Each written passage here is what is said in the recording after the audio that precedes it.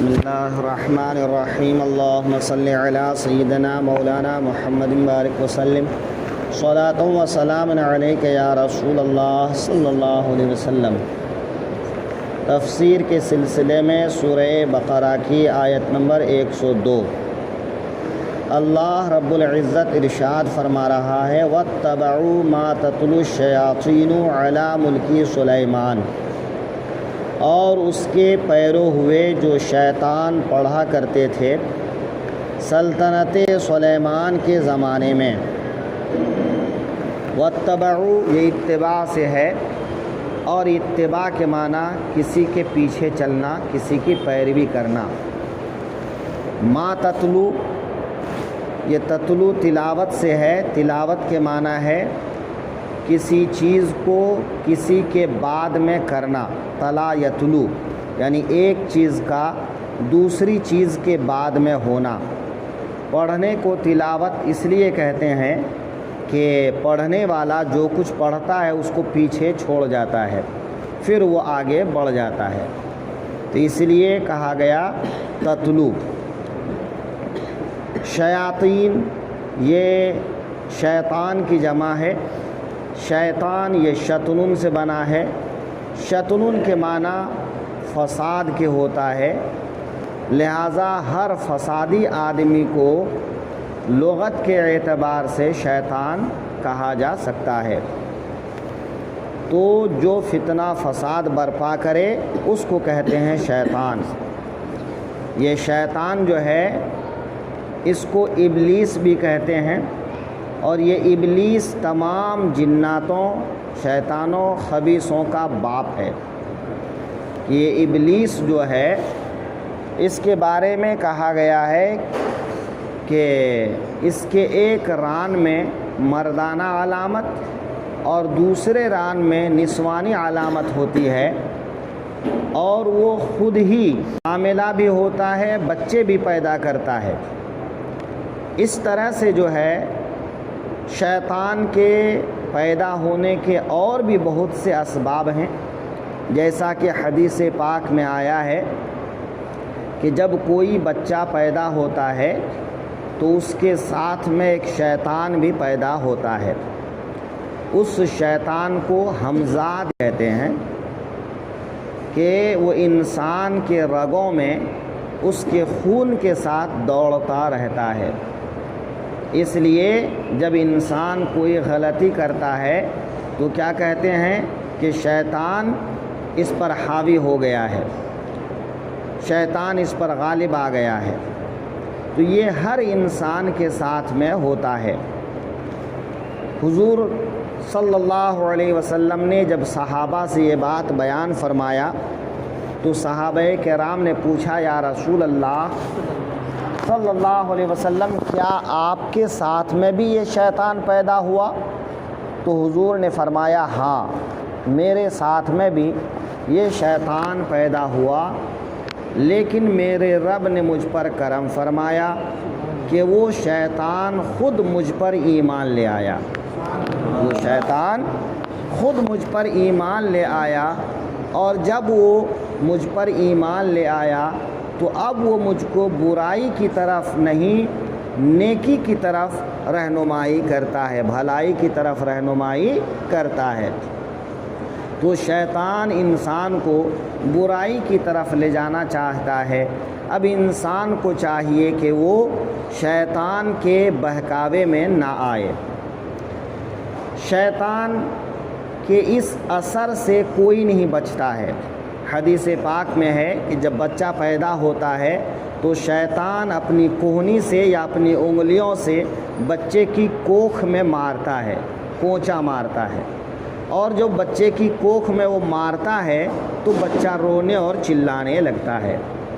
لیکن بخاری شریف کی حدیث ہے کہ اللہ تعالیٰ نے حضرت مریم اور ان کے بیٹے حضرت عیسیٰ کو اس چیز سے محفوظ رکھا، یعنی شیطان کے دسترس سے اللہ تعالیٰ نے ان کو محفوظ رکھا۔ تو حضرت مریم اور ان کی اولاد شیطان کے اس عمل سے محفوظ رہی۔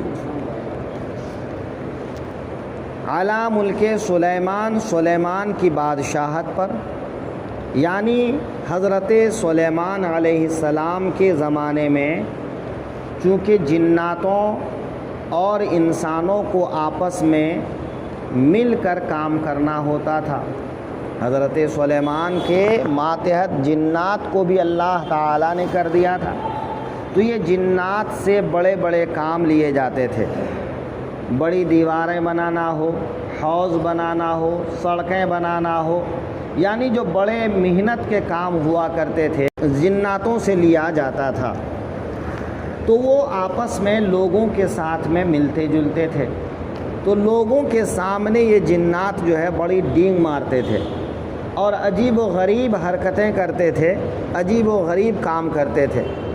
تو ظاہر ہے کہ وہ جنات کی طاقت انسان کے مقابلے میں کئی گنا زیادہ ہوتی ہے، تو وہ ایسے کام کر جاتے تھے۔ تو لوگ پوچھتے کہ آخر تم یہ عجیب و غریب کام کیسے کر لیتے ہو؟ تو جنات کہتے کہ یہ منتر پڑھ کے، یہ ٹوٹکا پڑھ کے، تو کہا ہم کو بھی سکھا دو۔ تو جنات جو ہے وہ ٹوٹکے اور منتر لوگوں کو بھی سکھا دیتے، بلکہ بعض کو لکھا دیتے، اور لوگ جو ہے اس کو پڑھا کرتے، اور شیطان تو چاہتا ہی تھا کہ انسان گمراہ ہو، انسان بہکے، تو وہ کچھ ایسے کام کر دکھاتا تھا جس سے انسان کو یقین ہو جاتا کہ ہاں بالکل اس منتر کی وجہ سے یہ کام ہو گیا، تو اس ٹوٹکے اور منتر سے اس کا کام ہو گیا۔ اس طرح سے یہ سلسلہ دراز ہوتا گیا، یہاں تک کہ لوگوں نے جو ہے جادو اور منتر کے ٹوٹکے کی کتابیں تحریر کر لی، لکھ لی، ضخیم کتابیں جو ہے بن گئیں۔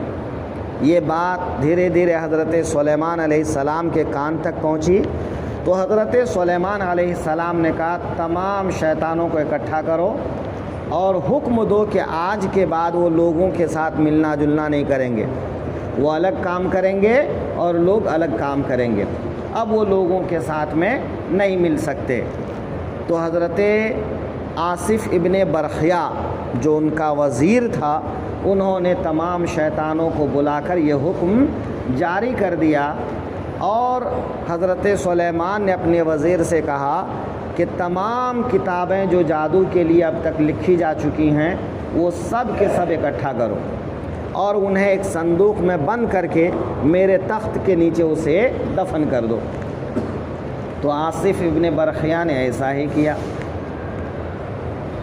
یا ایک روایت یہ بھی ہے کہ حضرت سلیمان علیہ السلام کو اللہ نے جو علم و حکمت عطا کیا تھا، وہ علم و حکمت کتابوں میں تحریر فرمائے، اور ان کتابوں کو انہوں نے محفوظ رکھا، لیکن منافقین نے ان کتابوں میں جادو شامل کر دیا، اور جادو شامل کر دینے کے بعد لوگوں سے یہ کہنے لگا کہ دیکھو یہ سلیمان علیہ السلام کوئی نبی یا پیغمبر نہیں، بلکہ وہ ان جادوؤں کی وجہ سے تمہارے اوپر یہ بادشاہت کرتے تھے، اگر تم ان جادوؤں کو کرنا شروع کر دو تو تم بھی بادشاہ بن جاؤ۔ اس طرح بہت ساری روایتیں موجود ہیں، اور حضرت سلیمان علیہ السلام کے بعد میں شیطان نے انسان کی صورت میں آ کر لوگوں کو بتایا کہ حضرت سلیمان کے تخت کے نیچے کھودو تو وہاں سے تم کو جو ہے کتابیں ملیں گی، اور انہی کتابوں سے وہ تمہارے اوپر بادشاہت کرتے تھے، اور حضرت سلیمان کے بارے میں الگ الگ خیالات پیدا ہو گئے۔ اسی کو اللہ تعالیٰ ارشاد فرما رہا ہے کہ حضرت سلیمان کی بادشاہت پر شیطان جو بری خبر دیتے تھے، لوگ اس کے پیچھے پڑے اور اس کی اتباع کرنے لگے۔ حالانکہ یہ جادو کفریات پر مشتمل ہوتے ہیں، اور کفریات پر جو چیز مشتمل ہو وہ ایک مومن نہیں کر سکتا، تو ایک نبی بدرجہ اولا نہیں کر سکتے ہیں۔